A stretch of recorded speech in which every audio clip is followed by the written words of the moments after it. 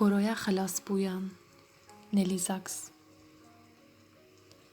Em yên xelas bûyî, em in yên ku ji hêstiyên wan ên xalî ji xwe re bilûr çêkiriye mirinê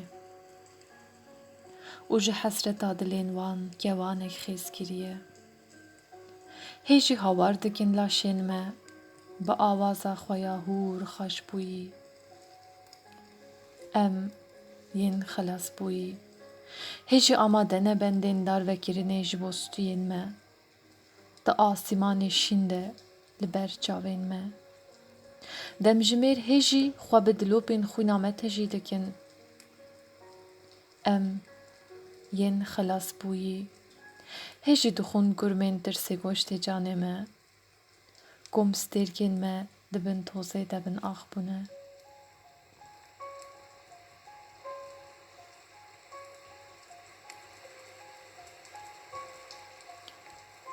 Em yên xelas bûyî, gazî dikin ji bo Xwedê. Bihêlin êdî em bibînin roja we hêdî hêdî.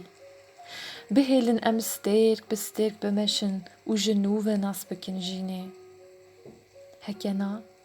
Heke na vê strana kevokekê an ji tejîbûna satilek ber kaniyê bişkîne êş û janên me yên neqifil kirî û me bi xwe re biherikîne bibe.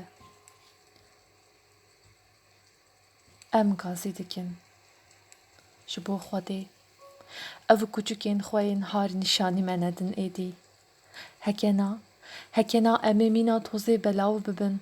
Erê li pêş çavên we di nav tozê de em ê belav bibin.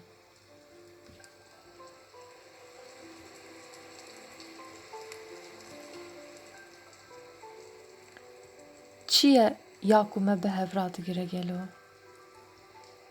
Em yên bêhînçik bûyî, yên ku riha wan ji nîvê şevê de ber bi vî ve reviyayî, berî ku laşên me hatine xelaskirin, ber bi xweliya keliyekê ve. Em yên xelas bûyî, gazî dikin ji bo Xwedê.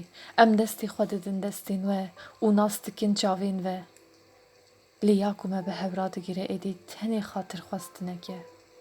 Xatirxwestineke di nav tozê de ji bilî wî tiştek nîne ya ku me bi hev re digre.